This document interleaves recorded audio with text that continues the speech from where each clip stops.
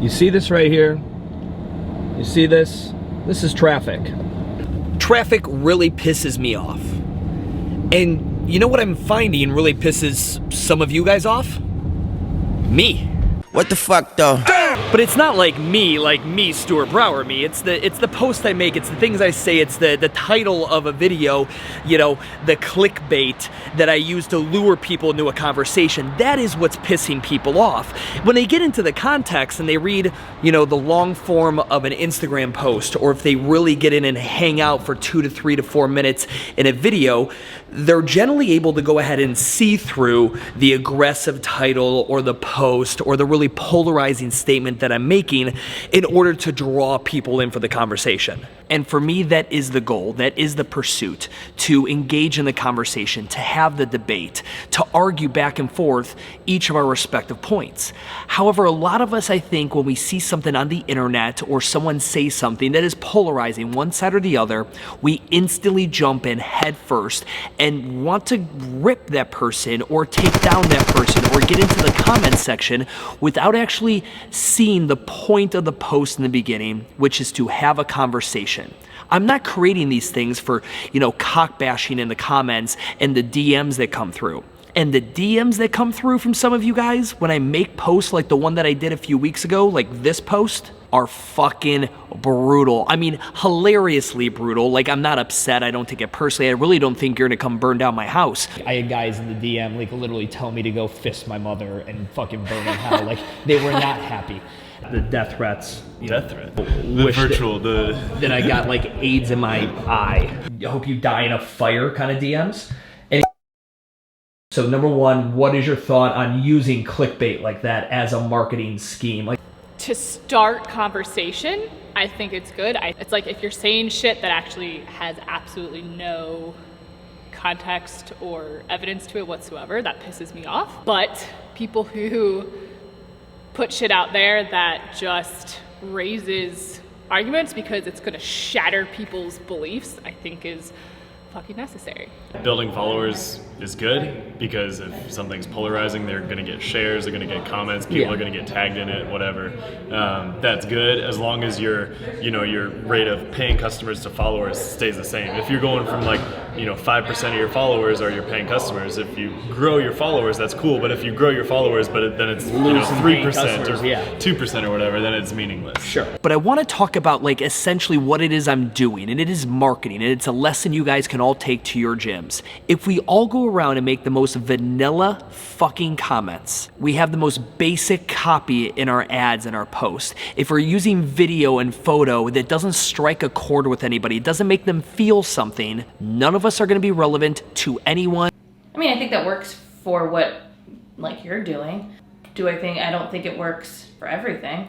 Like a clickbaity title on a YouTube video, just to get someone to play, Yeah, it works. Yeah, you get from a marketing perspective, like the value of it.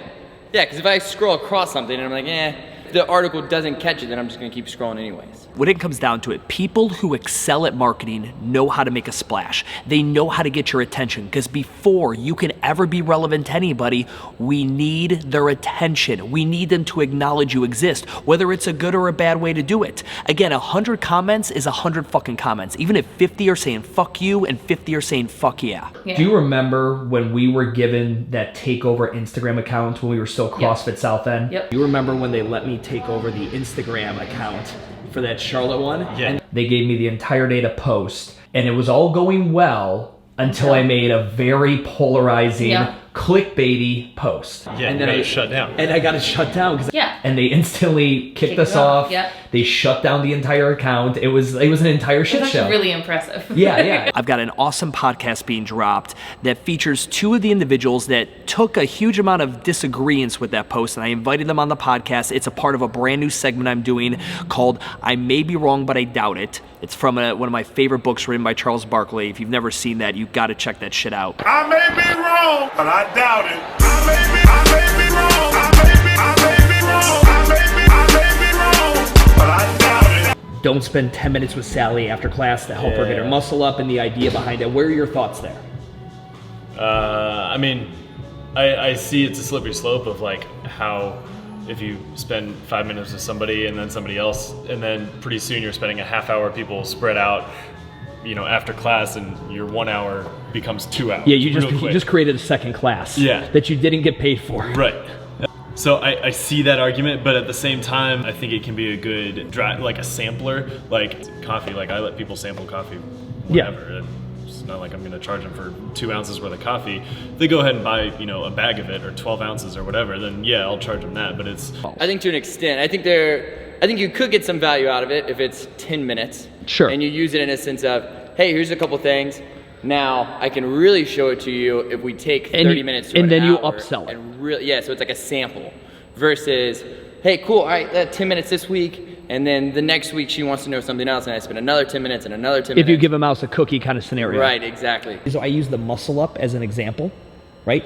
The muscle up being this really complex movement. Like, really, what do you think you're going to do with Sally in 5 fucking minutes that's going to That get is the her? exact same thing when someone comes up to me and says, yeah, my shoulder hurts, I can't do this, I can't do this. Can you show me some things to help that? I'm like, no, motherfucker, I can't. Yeah. I can't fucking diagnose you by fucking looking at you. You need to get on my goddamn table and we need to actually go through an hour evaluation. Yeah, I need that. I need more context to this, Yes. right? Like, yes, I know. Sometimes, probably from working under you for so long now, like my first thing is always a semi-sarcastic asshole comment of, how do I get better at front squats? Let's do more front squats, right? Sure.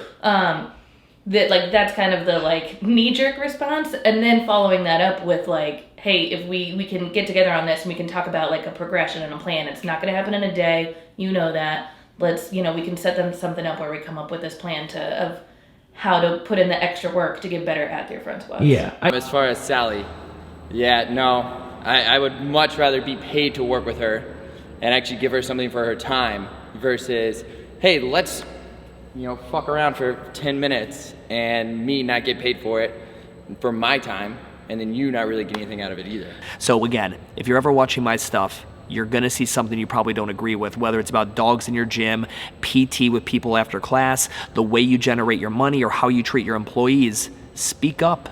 Let me know you disagree with me. I'd love to have you on the podcast. We could jam it out, because I honestly believe differences of opinion are the only reason we have anything in this world. And I plan to have plenty of differences of opinion with all you guys, and I'm sure you're gonna have differences of opinion with me, but that's how we're gonna grow. I hope you guys enjoy the podcast. Please make sure to listen to it. Give me your feedback, and I'll continue posting stuff that's probably gonna piss you off, because in my opinion, we fucking need it.